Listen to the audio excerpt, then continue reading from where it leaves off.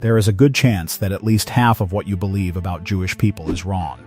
Not because you are ignorant or prejudiced, but because the misconceptions about Jews are so old, so deeply embedded in Western culture, and so widely repeated that even well-educated, well-intentioned people carry them around without ever questioning where they came from. Some of these myths are harmless, some are strange, and some have gotten people killed. Today we are going to dismantle 10 of the most common things that everyone gets wrong about the Jews. And by the end of this video, you will know more about the Jewish people than most people learn in a lifetime. If you find these stories fascinating, make sure you subscribe to Bloodlines and Borders. Myth 1. Jews are white. This is the misconception that drives Jewish people the most insane, because it reveals just how little the world understands about who Jews actually are. In the popular Western imagination, a Jewish person looks like Jerry Seinfeld or Barbra Streisand. White skin, European features, possibly from New York. This image is based entirely on Ashkenazi Jews, the descendants of Jewish communities in Central and Eastern Europe, who do indeed often appear phenotypically white. But Ashkenazi Jews are only part of the story. Mizrahi Jews from Iraq, Iran, Yemen, and North Africa look indistinguishable from their Arab neighbors because they have lived in those regions for over 2,500 years. Ethiopian Jews, the Beta Israel, are black Africans who practiced Judaism in isolation for millennia. Indian Jews from the Bene Israel and Cochin communities look South Asian. Chinese Jews from Kaifeng look Chinese. And even Ashkenazi Jews are not white in the way that most Europeans are white. Their DNA, as we have covered extensively on this channel, is a mixture of Levantine Middle Eastern ancestry on the paternal side and Southern European ancestry on the maternal side. They are genetically closer to Italians and Lebanese than to Swedes or Scots. Jews are not a race. They are a people. They come in every color, from every continent, speaking dozens of languages. The only thing that holds them together is a shared covenant, a shared history, and a shared stubbornness that has kept them intact for 4,000 years, while every empire that tried to absorb them collapsed. Myth 2. Judaism is basically Christianity without Jesus. This one is wrong in almost every way it is possible to be wrong. Christians often assume that Judaism is a simpler, older version of their own faith, like Christianity 1.0, and that the only difference is that Jews have not yet accepted the upgrade. This fundamentally misunderstands both religions. Judaism and Christianity differ on the most basic theological questions. Christianity believes in original sin, that all humans are born sinful because of Adam and Eve's disobedience. Judaism rejects this entirely. In Jewish theology, humans are born morally neutral, with both a good inclination and an evil inclination. And the purpose of life is to choose good through action, not to be saved from inherent sin through faith. Christianity centers on salvation through belief in Jesus as the Son of God. Judaism has no concept of salvation through belief. Judaism is about behavior, action, deed. What you do matters more than what you believe. A Jew who keeps the commandments but has doubts about God is in better standing than a Jew who has perfect faith but treats people badly. Christianity has a concept of hell as eternal punishment for the unsaved. Judaism has no clearly defined hell. The afterlife in Jewish thought is vague and peripheral, nothing like the heaven and hell binary that defines Christian theology. A rabbi once told me, Christianity is about getting into heaven. Judaism is about fixing the earth. That is an oversimplification, but it captures something real. If you find these stories fascinating, make sure you subscribe to Bloodlines and Borders. Myth 3. The Jews killed Jesus. This is the oldest and most destructive myth on this list, and it has gotten more Jews killed than any other single idea in human history. The charge of deicide, that the Jews murdered the Son of God, was the foundational justification for nearly 2,000 years of Christian anti-Semitism. Crusades, pogroms, inquisitions, expulsions, and ultimately the Holocaust all drew on this accusation. Here is what actually happened. Jesus was executed by the Roman authorities under Pontius Pilate. This is stated explicitly in the Christian scriptures themselves. The Romans crucified Jesus. Crucifixion was a Roman punishment, carried out by Roman soldiers, authorized by a Roman governor. The idea that the Jews were collectively responsible was a theological construct developed by early Christian writers who were trying to distance their new faith from its Jewish origins and avoid antagonizing the Roman authorities on whom they depended for tolerance. In 1965, the Second Vatican Council officially declared that the Jews as a people, neither then nor now, can be held collectively responsible for the death of Jesus. Pope John Paul II visited a synagogue in 1986 and called Jews our elder brothers. The Catholic Church has formally repudiated the deicide charge, but 2,000 years of propaganda do not disappear with a press release. The myth persists in some communities to this day, and its consequences continue to echo. Myth 4: Jews have horns. Yes, this is a real misconception. Yes, people still believe it. And the origin is genuinely absurd. In the 4th century, St. Jerome translated the Hebrew Bible into Latin. When he reached Exodus 34:29, which describes Moses coming down from Mount Sinai with his face radiating light, Jerome mistranslated the Hebrew word charon, meaning radiance or rays of light, as charon, meaning horn. The Latin Vulgate thus described Moses as having horns growing from his head. This translation error was taken literally. Michelangelo's famous statue of Moses, completed in 1515 and still standing in the Church of San Pietro in Vincoli in Rome, depicts Moses with 2 horns protruding from his forehead. A version of this statue sits in a relief in the chamber of the United States House of Representatives to this day. The horned Moses became the horned Jew, and for centuries Europeans genuinely believed that Jewish people had physical horns hidden under their hair, associating them with the devil and demonic imagery. Jewish schoolchildren in the United States have reported being asked by classmates well into the 21st century whether they have horns.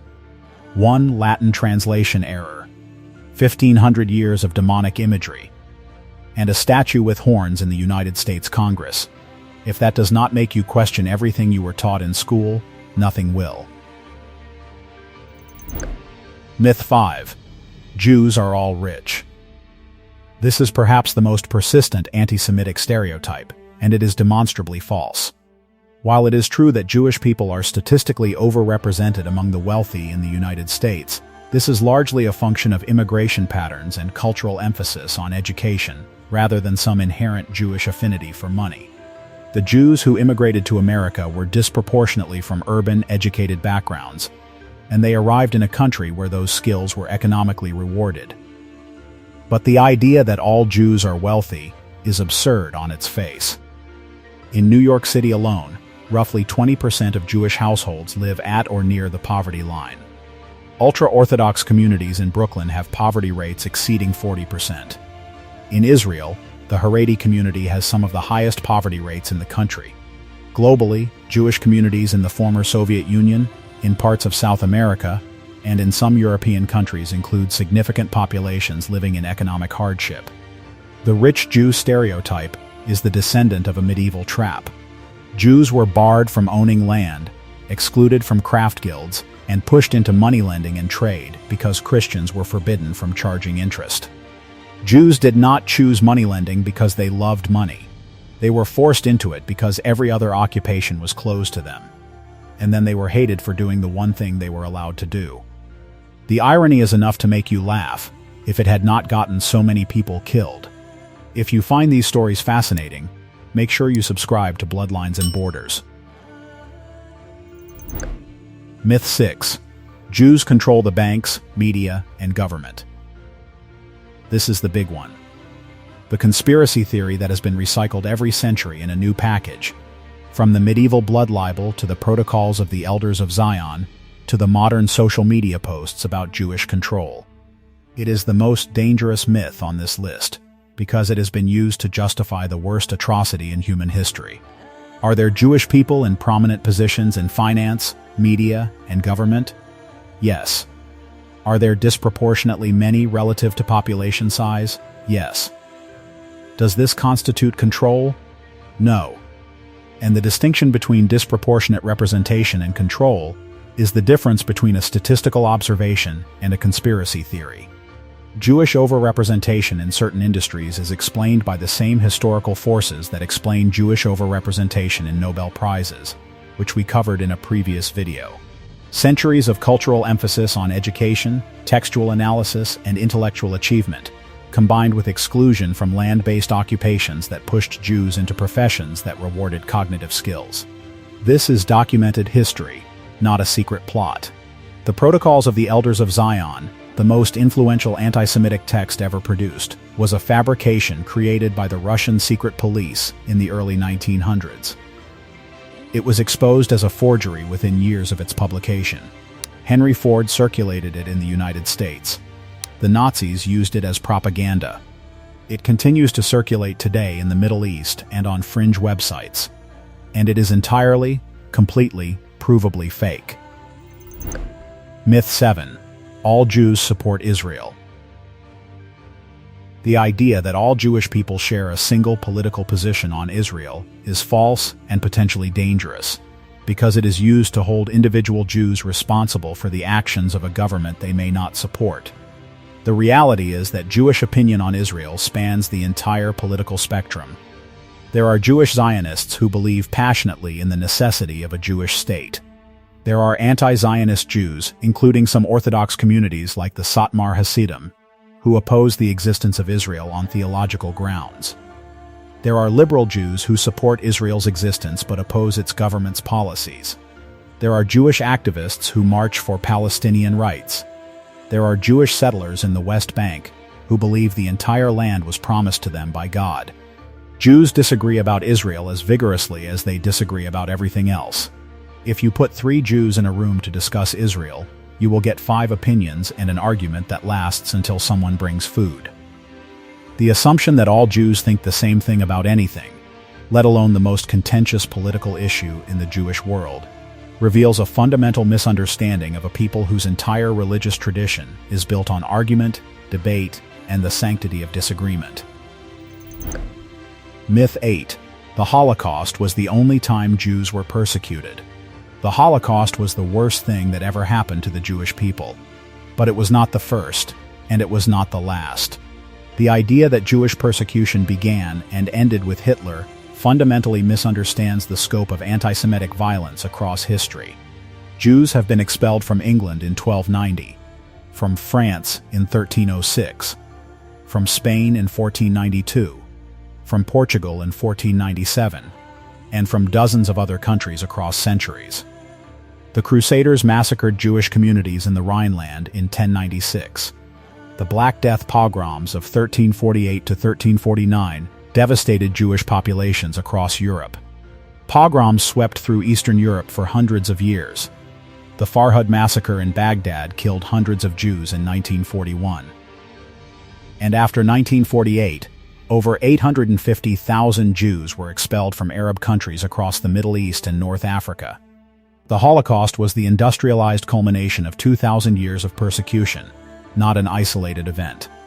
Understanding this context does not diminish the Holocaust. It reveals the depth of the hatred that made it possible. If you find these stories fascinating, make sure you subscribe to Bloodlines and Borders.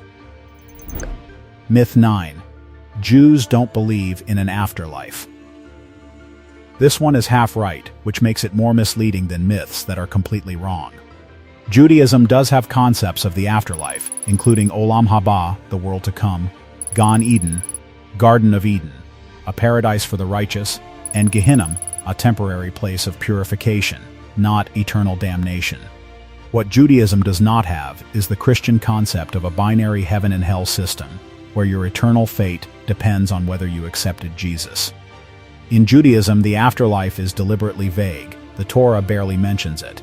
Rabbis across the centuries have debated its nature without reaching consensus, which is very Jewish of them. The emphasis in Jewish theology is overwhelmingly on this world, this life, this moment. The obligation is to live righteously, treat others justly, and repair the world, not because you will be rewarded after death, but because it is the right thing to do. If there is a reward after death, that is God's business. Your business is the living. Myth 10. Jews are the chosen people because they think they're better than everyone else. This is the misconception that makes Jewish people groan the loudest, because it inverts the actual meaning of the concept so completely that it becomes the opposite of what it says. In Jewish theology, chosen does not mean superior, it means obligated. The covenant at Mount Sinai, according to Jewish tradition, was not a prize, it was a job. God chose the Jewish people to receive and observe the 613 commandments of the Torah, a burden of obligation that no other people is required to carry. Non-Jews are obligated to follow only 7 laws, the Noahide laws. Jews are obligated to follow 613. That is not a privilege. That is overtime. The Talmud even records a tradition that God offered the Torah to every other nation first, and they all turned it down because the requirements were too demanding. The Jews accepted, and they have been arguing about whether that was a good idea ever since. As the old joke goes, how odd of God to choose the Jews. It's not so odd. The Jews chose God. The concept of chosenness in Judaism is about responsibility, not supremacy. And 2,000 years of persecution, expulsion, and genocide suggest that if it was supposed to be a reward, somebody made a serious clerical error. 10 myths. Each one widely believed, each one wrong, and each one carrying consequences that range from mild misunderstanding to mass murder. The next time you hear someone repeat one of these, you will know the truth. And now you can share it. If you find these stories fascinating, make sure you subscribe to Bloodlines and Borders. Thank you for watching. If you want to go deeper, the next video on your screen is one you won't want to miss. I'll see you there.